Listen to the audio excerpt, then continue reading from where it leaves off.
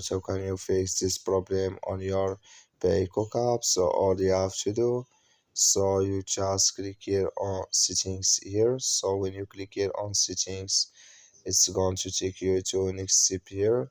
It's going to show for you like this. So then you go down here, you keep going down, then you click here on apps, then come to apps list here, and here you're looking for Peacock app, or just click on search. Then here at Peacock, it's going to show for you like this. Click on it.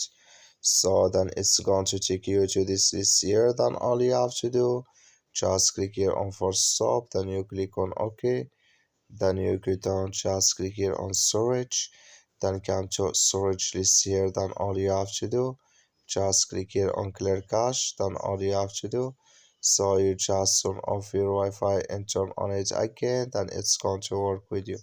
That's all you have to do. Thank you for watching. Don't forget to support us by like and subscribe.